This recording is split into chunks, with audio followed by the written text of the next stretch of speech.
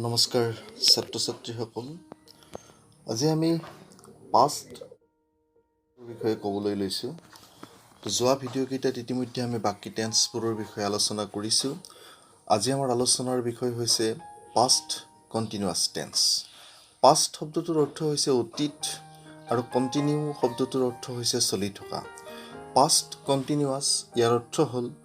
অতীতত এটা কাম চলি আছিল বা অতীত কালত এটা কাম হৈ আছিল তো সেইটোকে পাষ্ট কণ্টিনিউয়াছ টেন্স বুলি কোৱা হয় তো what is past continuous tense in English we can call this tense describes an action that was in progress at some point in the past. This tense describes এই টেন্সটোৱে বুজায় an action এনেকুৱা এটা কাৰ্য that was in progress যিটো চলি আছে বা হৈ আছে at some point in the past অৰ্থাৎ অতীতৰ এটা নিৰ্দিষ্ট সময়ত এটা কাম চলি আছে সেইটোকে বুজোৱা টেন্সটোকে পাষ্ট কণ্টিনিউয়াছ টেন্স বুলি কোৱা হয় আমি আগতেও কৈছোঁ যে কণ্টিনিউয়াছ টেন্সবিলাকৰ আন এটা নাম হৈছে প্ৰগ্ৰেছিভ টেন্স বহুতে ইয়াক পাষ্ট প্ৰগ্ৰেছিভ টেন্স বুলিও ক'ব খোজে তলত দুটা সৰু উদাহৰণ দিয়া হৈছে my brother was working yesterday at 7 মোৰ ভাইটিয়ে যোৱাকালি 7 বজাত কাম কৰি আছিল দে ৱাৰ ডুইং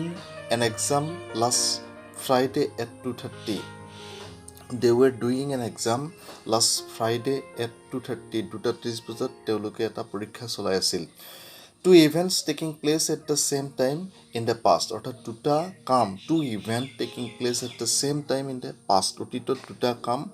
একেই সময়তে হৈছে বা হৈ আছে তেতিয়াও পাষ্ট কণ্টিনিউয়াছ টেন্স ব্যৱহাৰ কৰা হয় ইতিমধ্যে আমি পাষ্ট কণ্টিনিউয়াছ টেন্সৰ ব্যৱহাৰটো পাষ্ট কণ্টিনিউয়াছ টেন্সৰ গ্ৰাউণ্ডটো অৰ্থাৎ কি ক্ষেত্ৰত ব্যৱহাৰ হয় সেই কথাটো কৈছোঁ যদিও আৰু অন্যান্য কিছুমান গ্ৰাউণ্ড আছে যিবোৰ গ্ৰাউণ্ডত পাষ্ট কণ্টিনিউয়াছ টেন্স ব্যৱহাৰ হয় এতিয়া আমি পাষ্ট কণ্টিনিউয়াছ টেন্স ব্যৱহাৰৰ যিবিলাক গ্ৰাউণ্ড আছে সেই গ্ৰাউণ্ডবিলাকৰ বিষয়ে আলোচনা কৰিম কেনেকুৱা পৰিৱেশত বা কেনেকুৱা পৰিস্থিতিত এই পাষ্ট কণ্টিনিউয়াছ টেন্স ব্যৱহাৰ হয় তাৰ ভিতৰত আমি প্ৰথম যিটো গ্ৰাউণ্ড সেইটো লৈছোঁ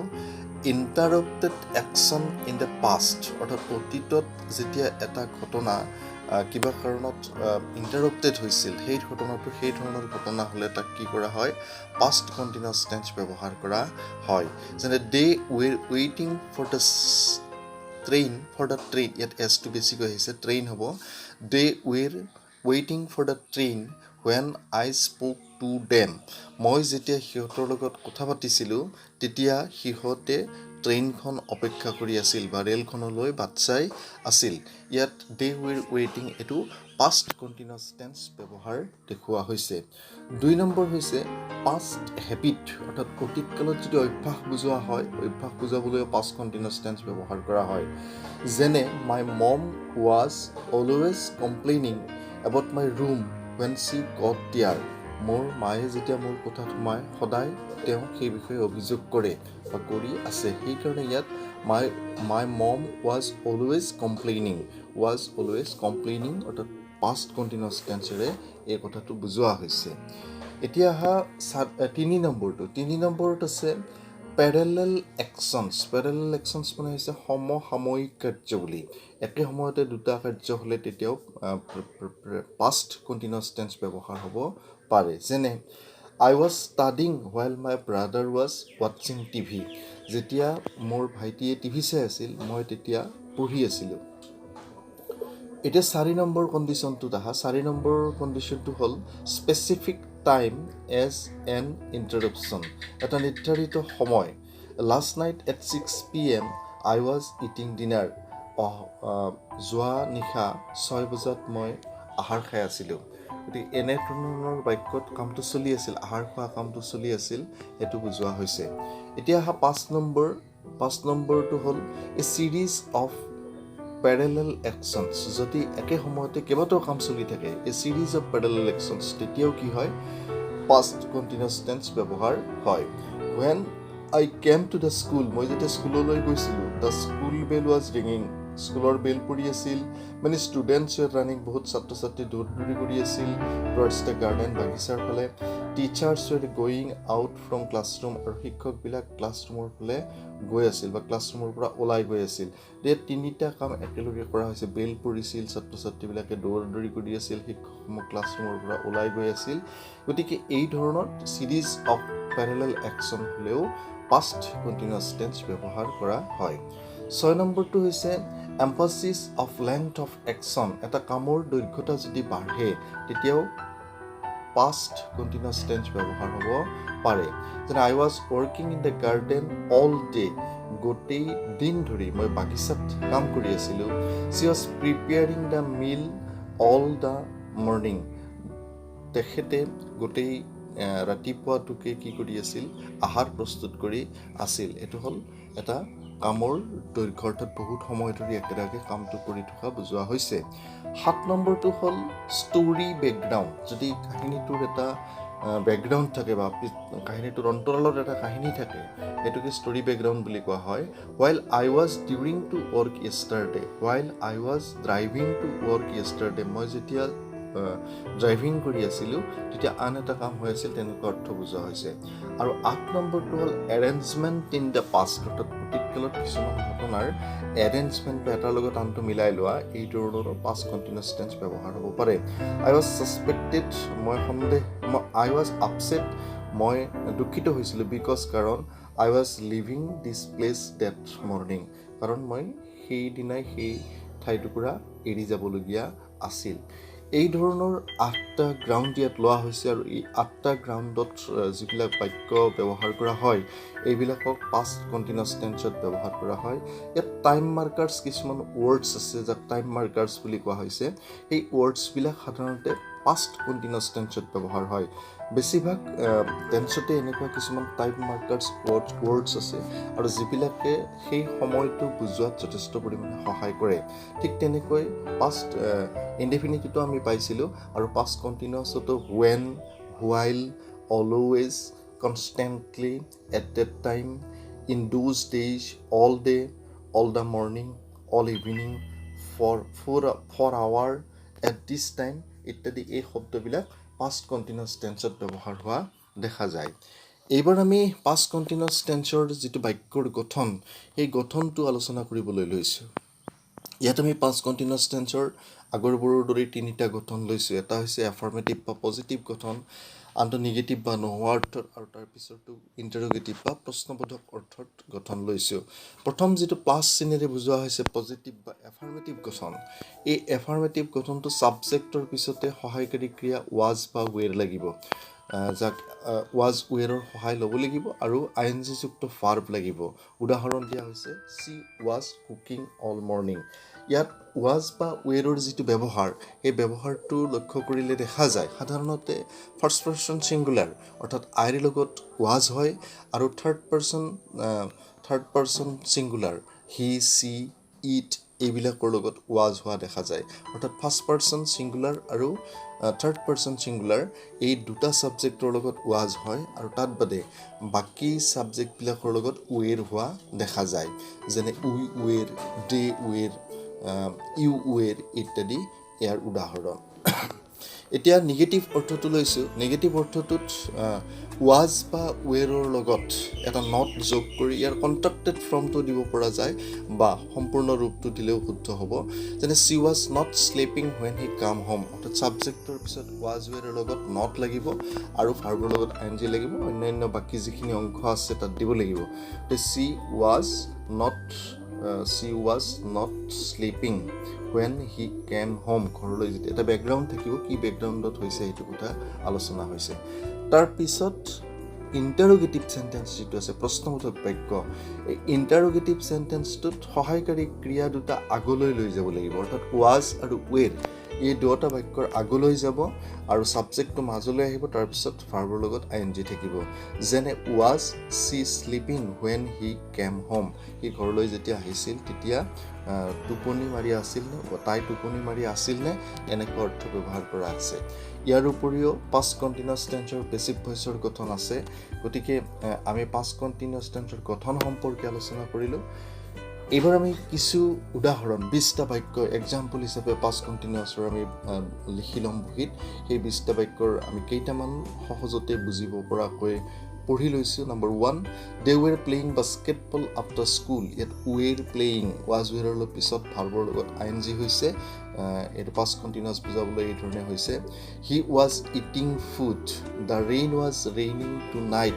শ্বি wasn't watching the movie they were going to the library he was doing a great job এনেকৈ সৰ্বমুঠ 20টা বাক্য আমি ইয়াৰ উদাহৰণ হিচাপে তোমালোকলৈ আগবঢ়ালো আৰু এইখিনি আছিলে পাষ্ট কণ্টিনিউয়াছ টেন্সৰ সংজ্ঞা গঠন আৰু উদাহৰণ এটা পাষ্ট সিম্পল বা পাষ্ট ইনডেফিনিট টেন্সৰ লগতনো পাষ্ট কণ্টিনিউয়াছ টেন্সৰ সামান্য কিছু পাৰ্থক্য আছে এই পাৰ্থক্যটো ইয়াত আমি উল্লেখ কৰি দিব খুজিছোঁ the past continuous describes a longer action or situation past continuous টেন্সে এটা দীঘলীয়া ঘটনাক্ৰম বুজায় দ্য একশ্যন কিন্তু যিটো past simple বা past indefinite tense কি বুজায় the action described by the past simple tenses interrupts the situation described by the past continuous tense তাৰ মানে খুব কম সময়ত ঘটা ঘটনাটো বুজায় যেনে ধৰা তলত উদাহৰণ হিচাপে দিছে it was raining hard when we left the hospital অৰ্থাৎ দুটা খণ্ড আছে it was raining hard অৰ্থাৎ বেছিকৈ বৰষুণ পৰি আছিল when we left the hospital যেতিয়া আমি হস্পিটেল এৰিছিলোঁ এটা হস্পিটেল এৰা সময়ত হৈ থকা ঘটনাটো বুজাইছে when we left the hospital এটা হৈছে past indefinite tense আৰু it was raining hard যেতিয়া বৰষুণ আহি আছিল এটাৰ লগত আনটোৰ মিল আছে while when এই দুটা শব্দনো কেতিয়া কেতিয়া ব্যৱহাৰ হয় তাত কিছু উদাহৰণ দিছে while it is usually used before continuous tense while to continuous tense or আগত ব্যৱহাৰ হয় আৰু when it is usually used before simple tense এটো হল indefinite tense or আগত when আৰু continuous tense or আগত while ব্যৱহাৰ হয় আমি প্ৰথম বাক্যটো উদাহৰণত কি পাইছিলো যে we left the hospital to past indefinite tense আছিল আৰু সেই past indefinite tense or আগত when ব্যৱহাৰ হৈছিল আৰু ইয়াত আছে while I was having lunch Peter rang পিটাৰে কি কৰিছিল মানে বজাই আছিল আৰু মই যেতিয়া কি কৰি আছিল লাঞ্চ খাই আছিল ইয়াত I was having lunch to past continuous tense তাৰ আগত while ব্যৱহাৰ হৈছে আৰু we left the hospital এই বাক্যটো past indefinite tense তাৰ আগত when ব্যৱহাৰ হৈছে গতিকে ঠিক এইদৰে past continuous tense আৰু past indefinite tense দুটা লগ হৈ কনজাংচনৰ দ্বাৰা গঠিত হৈ দুটা বাক্য গঠন হোৱা দেখা যায় তো এইখিনি আছিল past continuous tenseৰ বিষয়ে আৰু ইয়াৰ পিছত আমি নেক্সট যেটো খণ্ড আছে সেই খণ্ডটোত আমি past perfect tenseৰ বিষয়ে আলোচনা কৰিম তো আজিলৈকে এই আটাইকে ধন্যবাদ জনাই আটাইকে নমস্কাৰ জনাই আমাৰ এটো খণ্ড ইমানতে সামৰিছো thank you thanks to all ছাত্ৰ-ছাত্ৰী সকল এইবাৰ আমি আলোচনা কৰিবলৈ লৈছো past perfect tenseৰ বিষয়ে past perfect tense মানে perfect শব্দটোৰ অৰ্থ হৈছে সম্পূৰ্ণ হোৱা past মানে অতীত অতীত কালত এটা কাম সম্পূৰ্ণ হৈছিল তেনেকুৱা অৰ্থ বুজাবলৈ past perfect tense ব্যৱহাৰ কৰা হয় কিন্তু তাত এটা কথা আছে যে অতীত কালত এটা কাম হোৱাৰ আগতে আন এটা কাম আৰম্ভ হৈছিল ঠিক সেই ধৰণৰ বাক্য বুজাবলৈ যেটো আগতে সম্পাদন হৈছে হেতু বুজাবলৈ হে past perfect tense ব্যৱহাৰ কৰা হয় তো ইয়াত আমি তাৰ সংজ্ঞাটো এই ধৰণে দিছো তো what is past perfect tense the past perfect tense is often used in English when we are relating two events which happens in the past it helps to show which event happened in the first this page will explain the rules for forming and using the tense অৰ্থাৎ পিছৰ বাক্যটো যদি আমি বাদ দিও বাকিখিনি এনেকুৱা হ'ব the past perfect tense is often used ই প্ৰায় ব্যৱহাৰ হয় ইংৰাজীত when we are relating two events যেতিয়া আমি দুটা ঘটনাৰ সম্পৰ্ক বুজাবলৈ যাওঁ which happen in the past অতীত কালত সম্পূৰ্ণ হোৱা দুটা ঘটনাৰ সম্পৰ্ক যেতিয়া বুজাবলৈ যাম it helps to show ই দেখুৱাত সহায় কৰে which event happened first যেটো কাম আগতে হৈছে হেতু বুজাবলৈ past perfect tense ব্যৱহাৰ কৰা হয় এটা past perfect tenseৰ যেটো গ্ৰাউন্ড আছে আৰু কেইটামান গ্ৰাউন্ড আছে যিকিটা পাঁচটা সৰ্বমুঠ গ্ৰাউন্ড আছে past perfect tense ব্যৱহাৰ হোৱা তাৰে আমি প্ৰথম যেটো গ্ৰাউন্ডটো লৈছো action finished before another past action অৰ্থাৎ এটা কাম শেষ হোৱাৰ আৰম্ভ হোৱাৰ আগতে আন এটা কাম শেষ হোৱাৰ আগতে আন এটা কাম শেষ হৈছিল action finished before another past action আন এটা কাৰ্যৰ আগতে এটা কাম শেষ হৈছিল যেনে Richard had gone out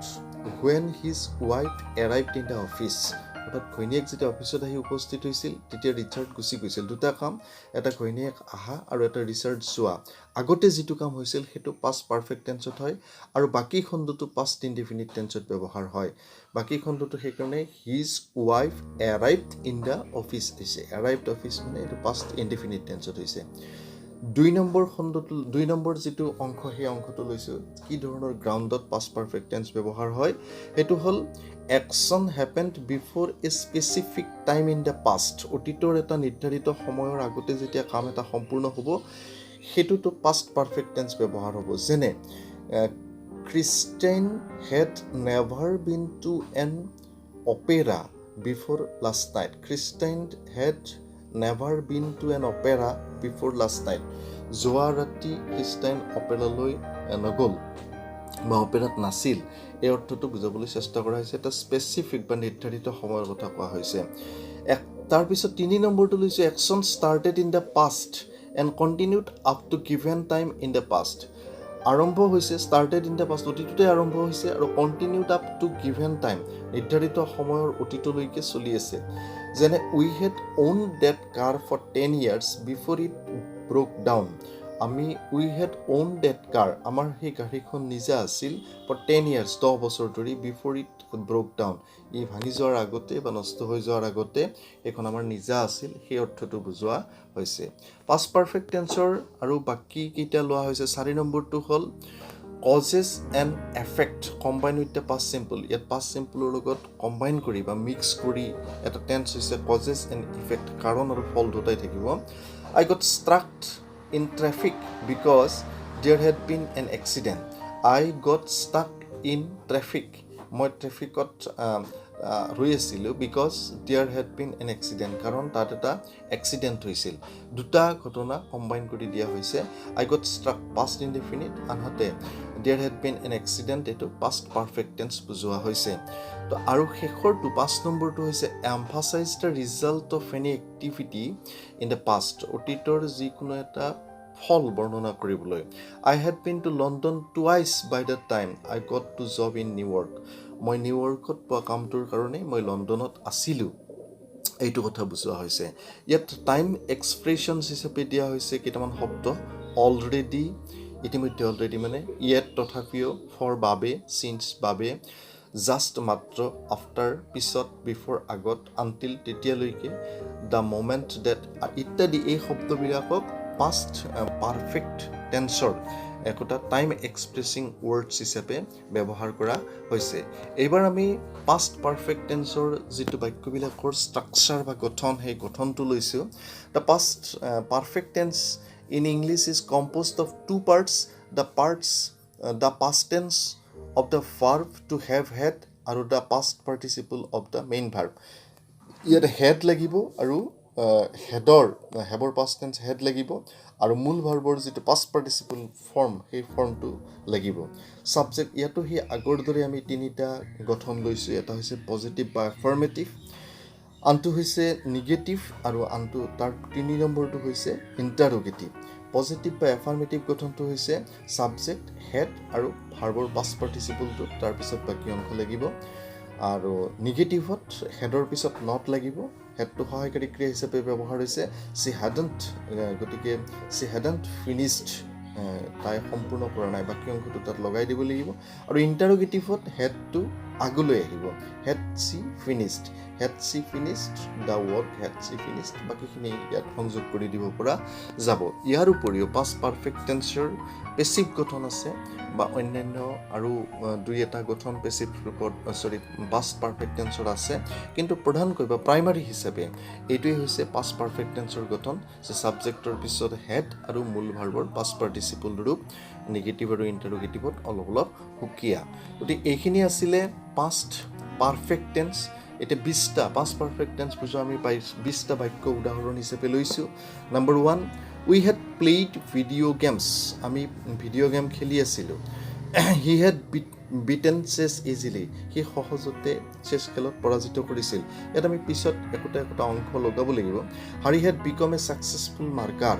De had cut the tree last week she had drawn a good painting he had eaten all the snacks এই ধৰণে সৰ্বমুঠ 20টা বাক্য ইয়াত লোৱা হৈছে আৰু এইখিনি হৈছে পাষ্ট পাৰফেক্ট টেন্সৰ বিষয়ে পাষ্ট পাৰফেক্ট টেন্সৰ ইতিমধ্যে পৰীক্ষাৰ কাৰণেও পাষ্ট পাৰফেক্ট টেন্স অতি দৰকাৰী পৰীক্ষাত কাৰেকশ্যন অফ ভাৰ্বছ যিটো আহে সেই correction of verbs past perfect টেন্সৰ ওপৰতো সাধাৰণতে থাকে বা দেখা যায় গতিকে মই ভাবোঁ পাষ্ট পাৰফেক্ট টেন্সটো তোমালোকে খুব ভালকৈ শিকি ল'বা আৰু ইয়াৰ ওপৰত হ'ব পৰা যিকোনো পৰীক্ষা সম্পৰ্কীয় প্ৰশ্ন তোমালোকে প্ৰিপেয়াৰ হ'বা আৰু শেষত আটাইলৈ মৰম জনাই আমি আজিৰ পাষ্ট পাৰফেক্ট টেন্সৰ খণ্ডটো ইমানতে সামৰণি মাৰিছোঁ ধন্যবাদ